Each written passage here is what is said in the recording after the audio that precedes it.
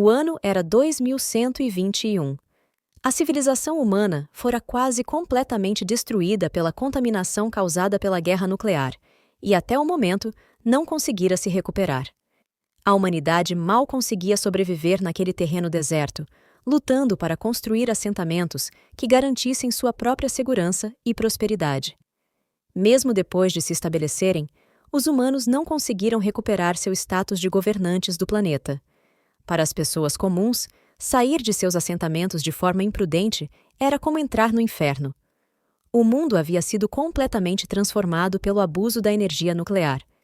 Os insetos que antes eram facilmente esmagados pelos humanos, agora, com a influência radioativa, tornaram-se seus piores pesadelos, conhecidos popularmente como bestas nucleares. Nesse momento, o homem que estava sendo perseguido por um louva-a-Deus gigante acelera com sua moto e desvia do golpe, posicionando-se atrás da terrível criatura. Ele puxa uma espada cintilante que carregava nas costas e salta em direção ao monstro com uma velocidade fenomenal. Utilizando todo o ambiente para contra-atacar a fera, desferiu diversos golpes cortantes e precisos, eliminando completamente o grande inseto. Naquele mundo, a lei do mais forte e a sobrevivência do mais apto eram as únicas verdades. O homem retorna para sua moto como se nada tivesse acontecido, pois, para sobreviver ali, era preciso tornar-se mais forte e mais implacável do que aquelas criaturas. E os horrores daquele mundo iam muito além disso. O homem seguia em direção a uma casa de aparência antiga e abandonada. Parou por alguns instantes para checar o bilhete que trazia as informações do local, quando um carro surgiu de repente e estacionou próximo a ele. Outro homem saiu do carro. Os dois demonstravam grande interesse no que havia dentro daquela casa. Pelo bilhete que o rapaz da moto segurava, parecia tratar-se de uma casa de primas, o que o deixava muito animado. Ambos disseram, ao mesmo tempo, que o evento daquela noite era realmente motivo de expectativa. Percebendo a coincidência, encararam-se por um longo momento. Então o rapaz da moto deu um empurrão no homem do carro, pegou a roupa do homem mais velho e dirigiu-se à casa, caminhando lentamente até a porta. Ao chegar diante dela, a porta se abriu sozinha e o rapaz entrou confiante, até ser parado por pessoas que guardavam o local. A agente A afirmou nunca ter visto o rosto do jovem por ali e perguntou se ele estava no lugar certo. A agente B complementou que o rosto lhe era desconhecido e avisou que se ele desse mais um passo, não teriam escolha senão eliminá-lo ali mesmo. O rapaz colocou a mão no bolso e pediu que observassem com atenção. Tirou um item que deixou as agentes de queixo caído. A agente A sorriu e reconheceu que ele era um cliente S-VIP. O rapaz se virou e disse que estava ali para se divertir, pedindo que não estragassem seu humor. A agente B deu-lhe as boas-vindas ao Wasteland Eden e o direcionou a entrar. A agente A apertou um botão para abrir a porta e, curvando-se, as duas o convidaram a entrar e a se divertir.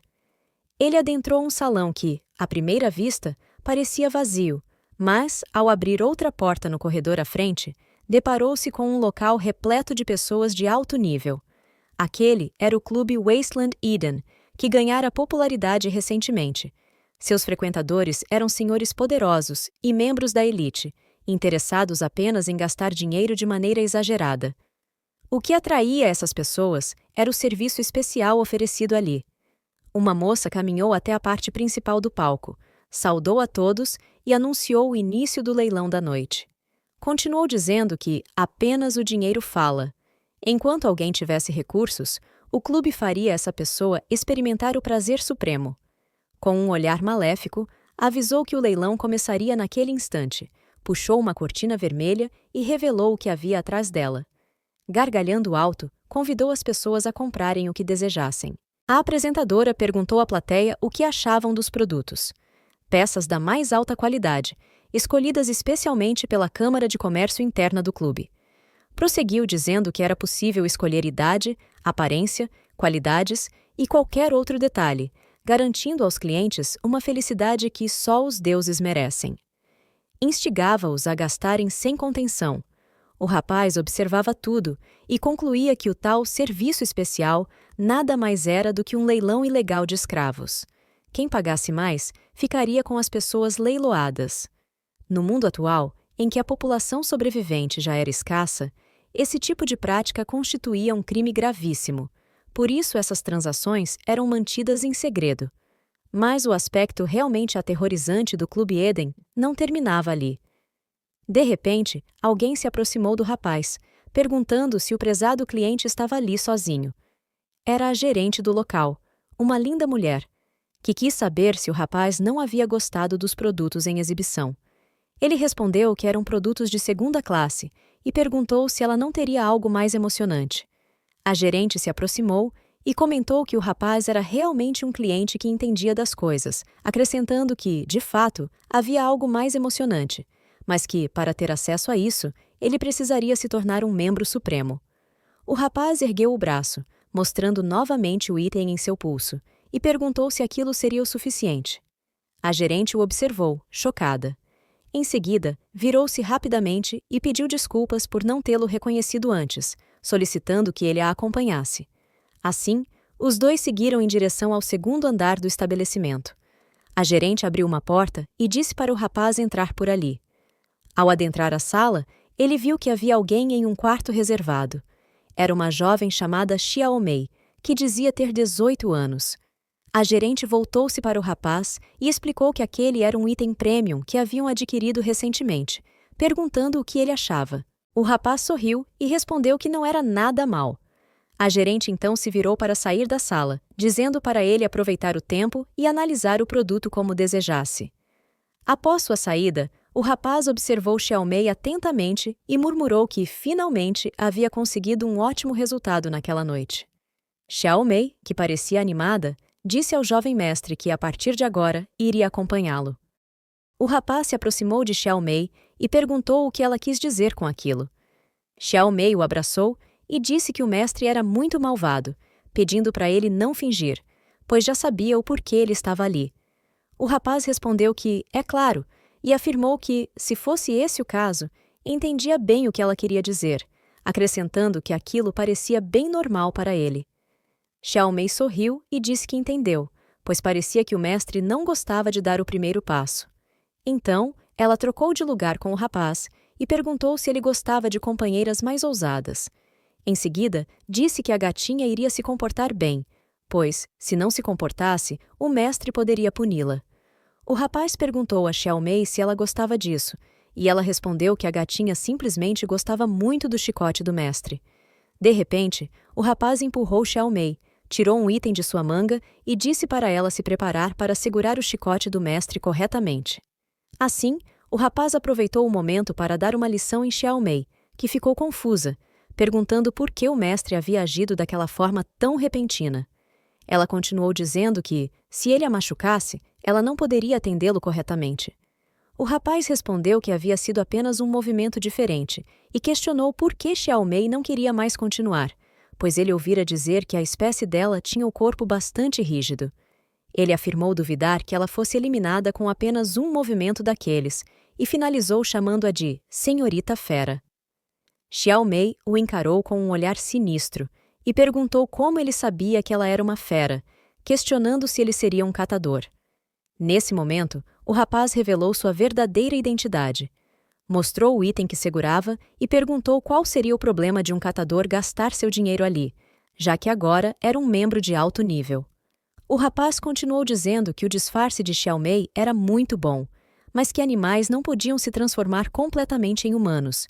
Mesmo que a aparência fosse próxima, tanto o cheiro quanto a temperatura corporal revelavam a verdadeira identidade. Xiaomei tentou disfarçar novamente e disse que, como o jovem mestre era um cliente como qualquer outro, queria tratá-lo muito bem.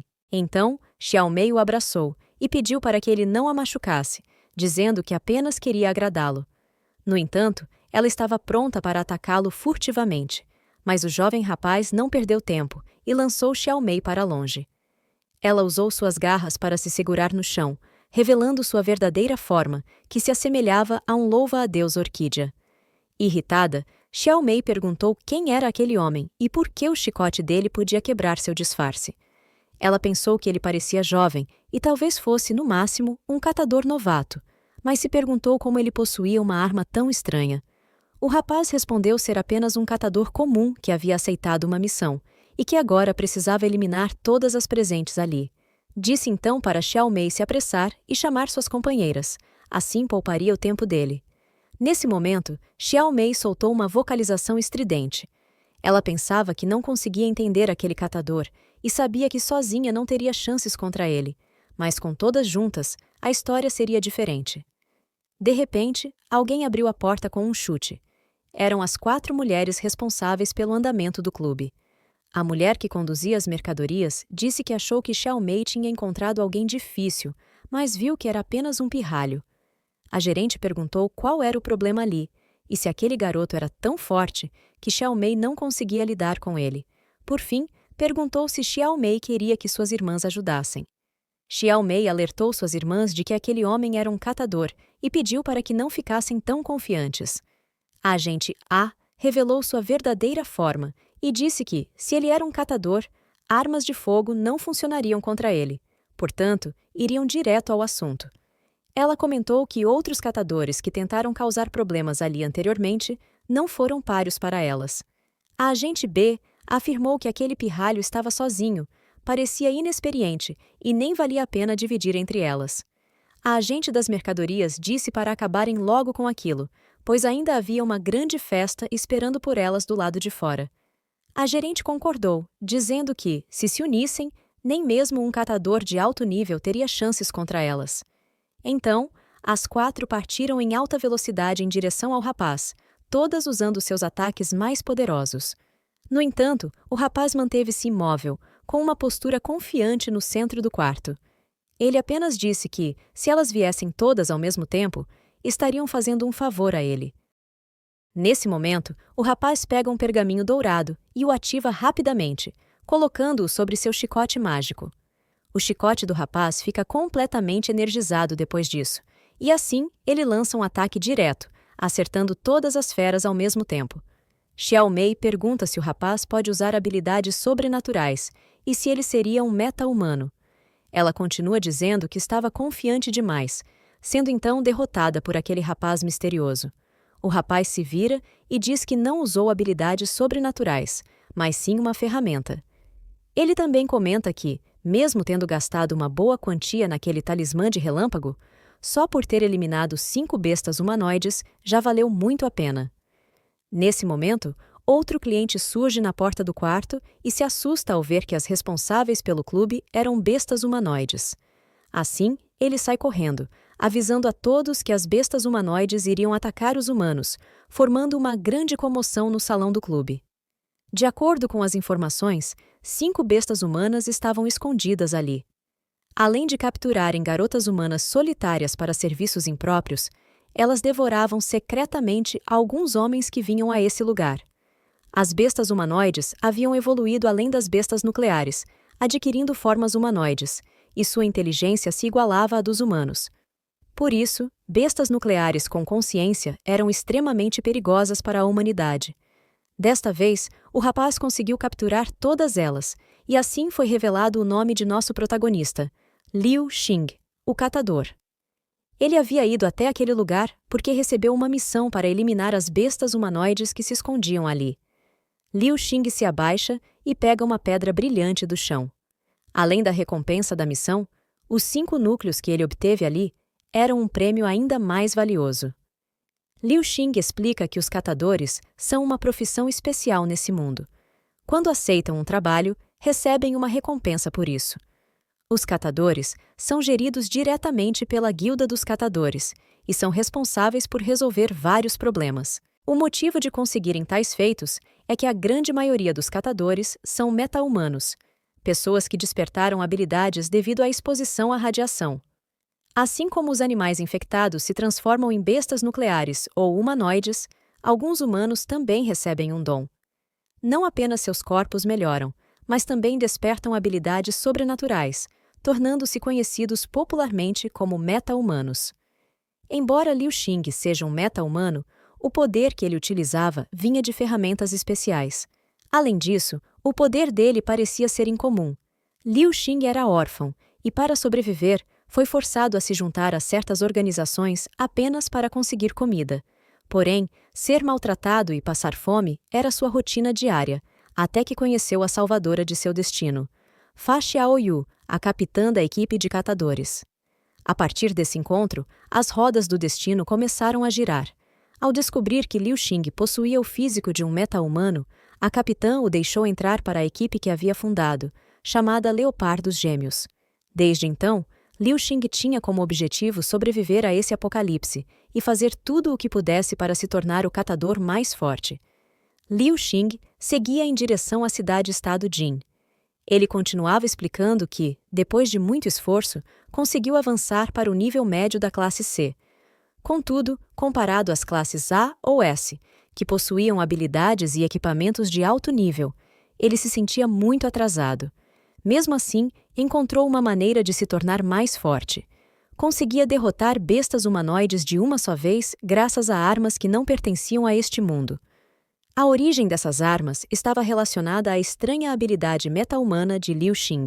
Após andar um pouco pela cidade, Liu Xing estaciona ao lado de um prédio, abre o cadeado que fechava o local e entra. Parecia ser seu lugar de descanso. Rapidamente, ele se joga em um sofá, dizendo estar exausto e que iria dormir um pouco. Liu Xing possuía a habilidade de projetar sua alma em outros mundos, e essa era a capacidade que despertara como meta-humano. Nesse momento, ele se via em um mundo completamente diferente, sombrio e de cores estranhamente escuras. Esse mundo, completamente distinto do de Liu Xing, era chamado de domínio de cultivo demoníaco, repleto de demônios, monstros e fantasmas. Era um mundo muito hostil, tão perigoso quanto a atual Terra, mas nele era possível praticar o cultivo imortal. Nesse instante, uma pequena figura humanoide surge em meio às chamas diante de Liu Xing. Era uma garotinha animada, feliz ao ver que seu mestre finalmente havia acordado. Liu Xing, agora com uma aparência um pouco diferente, diz que terminou a missão do outro mundo e mostra que coletou muitos materiais, o suficiente para ativar várias funções do templo. Enquanto Liu Xing seguia em direção ao templo que havia mencionado, ele pensava sobre o dia em que estava dormindo em um terreno árido e deserto, e ao abrir os olhos, encontrou-se em um lugar completamente diferente. Desde então, toda vez que viajava para aquele mundo, ainda achava tudo aquilo incrível. Então, ele decide voltar um pouco no tempo e nos contar como foi aquele dia inesquecível. Liu Xing se lembrava de que, naquela ocasião, havia adormecido normalmente em sua casa. Ao abrir os olhos, viu-se cercado por um mundo completamente diferente e se perguntou onde estava. Olhando ao redor, ele tremia de medo com as coisas que via. No começo, pensou que estivesse sonhando, mas o cheiro repugnante daquele lugar era tão real que se tornou insuportável. Tentou correr pelo local, mas continuava vendo as mesmas cenas aterrorizantes. Nesse momento, percebeu que sua pulseira de catador havia vindo junto com ele. E, surpreendentemente, ela também funcionava naquele outro mundo.